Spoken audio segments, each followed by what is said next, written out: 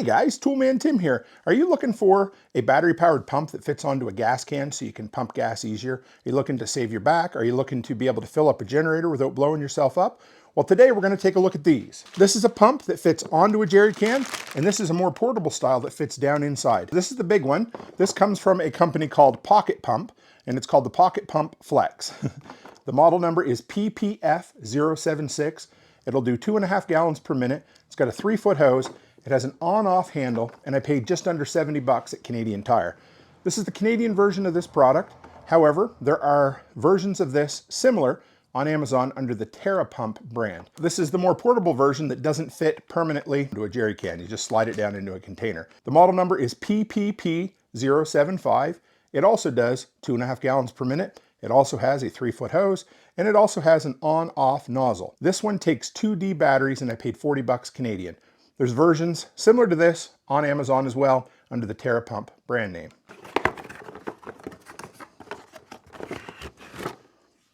We got an on-off nozzle. This one's made for the Scepter brand. You'll see right there, it's made to fit right onto all Scepter brand jerry cans.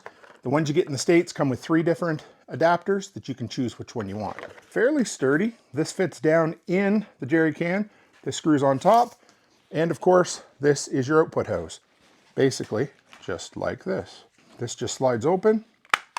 We're going to grab some of my favorite Eneloop batteries. If you're looking for a good recommendation on rechargeables, these are the ones I use. I always throw the links to everything in the bottom. Check out that little storage container there. And this is it. 1, 2, they go in funny. Check that out. 2 go this way, 2 go this way. And that's it. Little impeller right there. See that? Once again, this might be all one piece on this one. Pretty much. Yep. Comes all assembled. So, turn this off on the top here.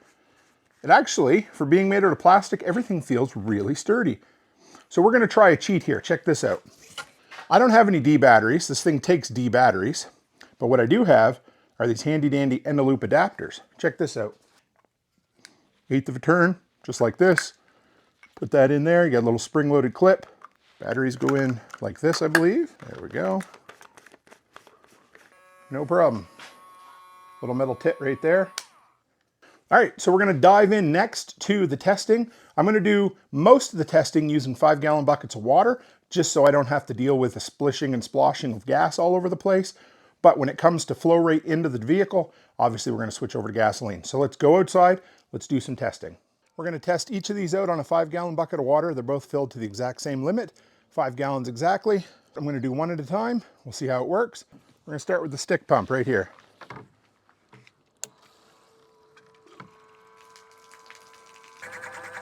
And time.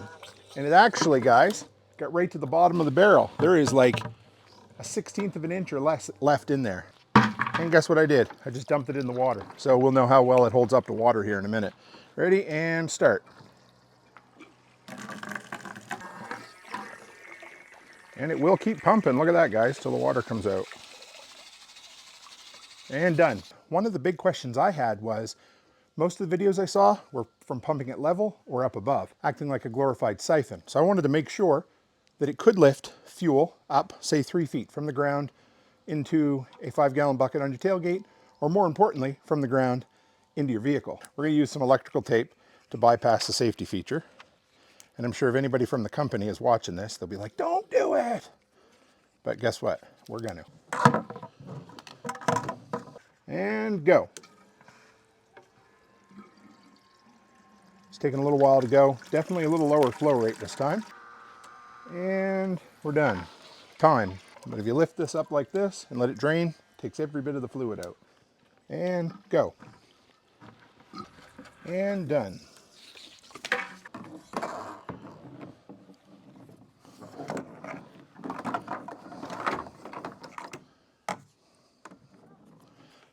So this does actually slip on itself, which is really cool. So you can actually turn this after it's adjusted or attached.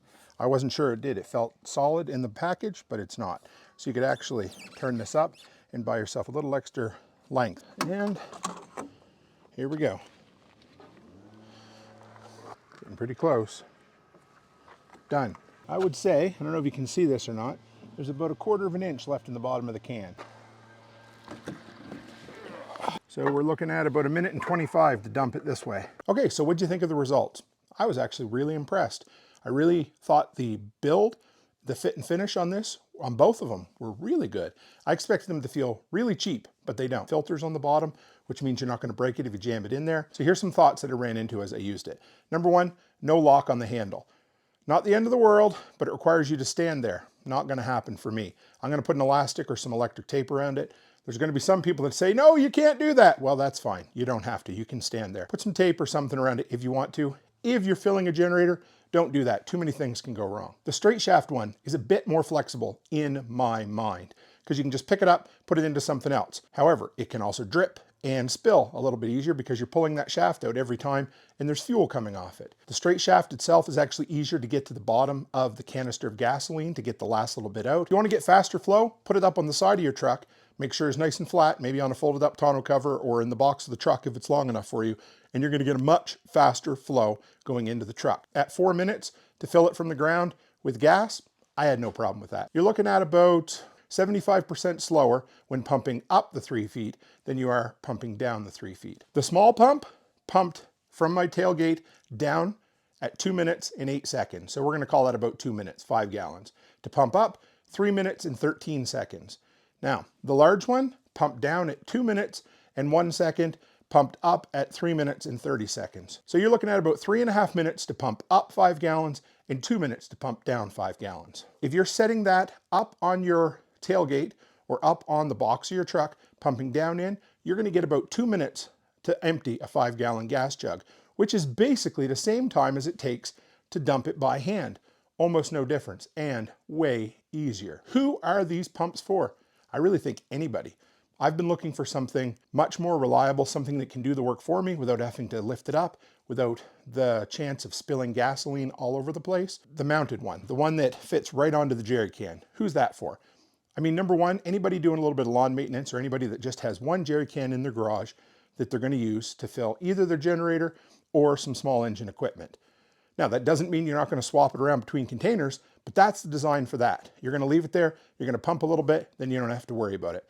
You could even set up a little gas filling station in your garage or somewhere. The stick one, who's that for? I would say it's for somebody that's pumping a lot of gas and wants to get every drop out of the bottom of a canister. If you're pumping 2 or 3 jerry cans full of gas into something, maybe pumping it over from one tank to another, I don't know. The stick one's great. The flow is the same, which actually surprised me because I'm running it off AA batteries. So whatever you think, if you're looking at spending a little bit less money, go with the stick pump. If you're looking at having something a little more permanent for your setup, go with the mounted one. I'm really glad I got both because now I can use them. So let me know what you think. Have you tried out the pocket pump from Canada or the Terra pump from the US? Either way, I'd love to hear your thoughts. Also, if you're like, you know what, this is just a little too expensive, I want something manual that I can use, check out this video I did here on the shaker siphon. And if you haven't seen it, you got to check it out. It's pretty cool. If you stuck around to the end, thanks. It means I made this video just for you. So hit the subscribe button, stick around because I make a ton of content just like this. And as always, stay happy, stay healthy, and have a great week.